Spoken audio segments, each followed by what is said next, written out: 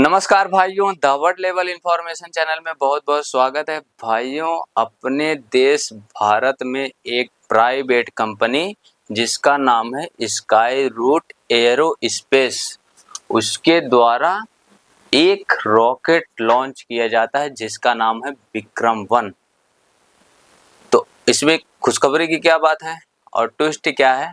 Twist ये है कि भारत की पहली निजी कंपनी है, यानी कि प्राइवेट सेक्टर की कंपनी है जो रॉकेट लॉन्च कर दी। पहले ये सारा काम इसरो करता था और ये करने वाला कौन सा देश बन गया? तीसरे नंबर का।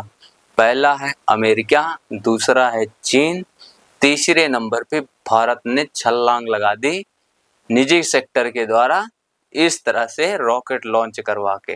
तो स्वागत है आप सभी लोगों का और बताते हैं कि क्या-क्या इससे फायदा भारत को अब होने वाला है, अर्थव्यवस्था में इसका क्या योगदान रहने वाला है।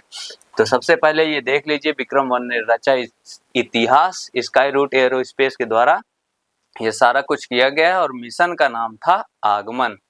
ठीक है, और अब आगे बताते हैं कि चाइना का क्या रोल है।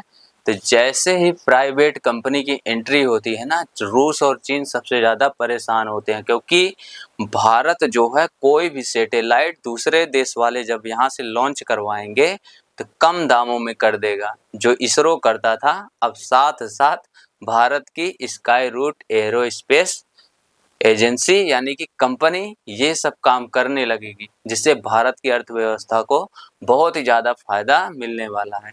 अब फायदा वो कैसे मिलेगा? तो मान लो 100 करोड़ का ऑर्डर इस कंपनी को मिलेगा, स्काई रूट एयरोस्पेस को, तो जितना परसेंट टैक्स लगता है, जीएसटी लगता है, मान लो 18% भी लगेगा, तो 18 करोड़ रुपए भारत के खाते में आएंगे, जो पैसे इसरो के लिए यूज होंगे और साइंस के लिए यूज होंगे। उससे रफ्तार जो है भारत की बहुत तेज होगी, क्योंकि इसके पास प्राइवेट कंपनी वैसे भी बहुत तेज लेवल से काम करती हैं, जिससे भारत आने वाले टाइम में बहुत ही ज़्यादा तेज से गति करेगा।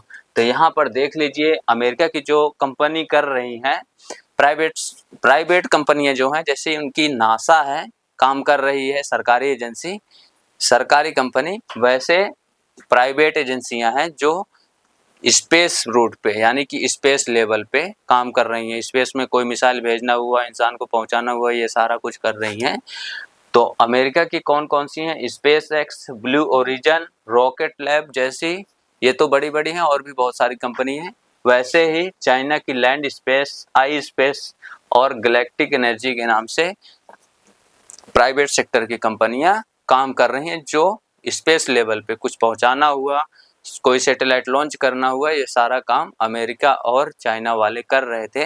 अब उसमें भारत की भी एंट्री हो चुकी है। और अब आगे चलते हैं, इसमें क्या कुछ हुआ है। तो सबसे पहले ये तस्वीर लॉन्चिंग वाली दिखा देते हैं आप सभी लोगों को। यहाँ से तो Skyroot aerospace YouTube channel से 3, 2, 1, 0. And we have liftoff of Vikram-1, India's first private orbital launch vehicle, and we have great views.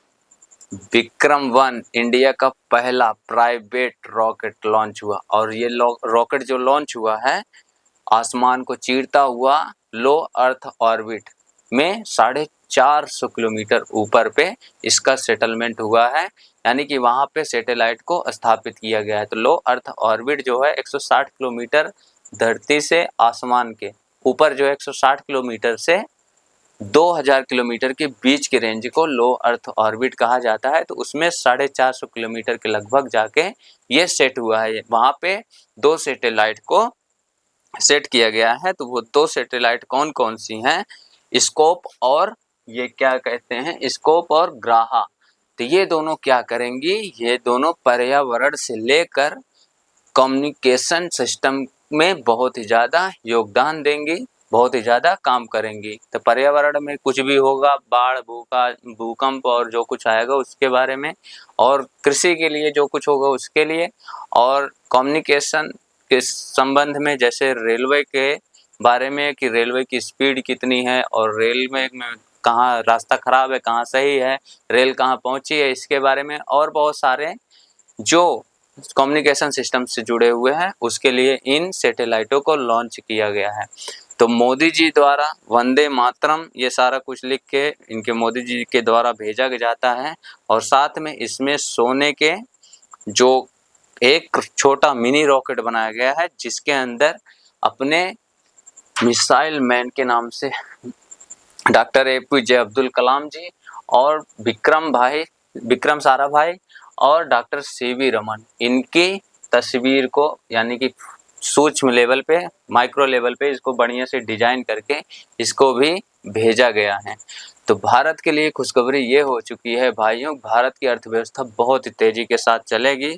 तो एक एनिमेटेड फोटो है, इसमें तस्वीर है, उसमें सारा कुछ लिखा हुआ है, जन सामान्य को लाभ, कृषि, शिक्षा, संचार में सुविधा और ग्लोबल लेवल पे जो है विश्व के सारे लोग जो 10% हिस्सेदारी दिखा रहे हैं और बहुत ज़्यादा बढ़ जाएगी। और भारत के रॉकेट जब इस तरह से सस्ते लेवल पे लॉन्च करेंगे तो चाइना और अमेरिका का मार्केट डाउन होना ही है, इससे उनको चिंता भी बढ़ी है।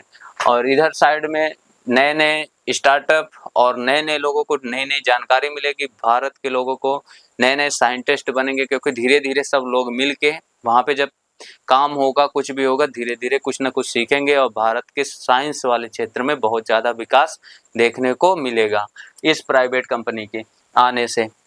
और 45 अरब डॉलर तक की अंतरिक्ष अर्थव्यवस्था, भाई हर लेवल से देख लो। और इसमें 3D प्रिंटिंग और कार्बन कंपोजिट तकनीकी, यानी कि तकनीक लेवल पे भी भाई बहुत ही उच्च लेवल पे काम हुआ है इसमें और अच्छे अच्छे इक्विपमेंट लगे हैं और आत्मनिर्भर भारत की ओर बढ़ रहा है। पहले पिछले वीडियो में भी बताया था कि जापान वाला जो मैटर है कम्युनिकेशन सिग्नलिंग को लेके है, तो वहाँ पे सिग्नलिंग के लेकर बोले हैं कि भाई ये भारत वाले नहीं खरीद रहे हैं हमसे बुलेट ट्रेन में जो लगनी है।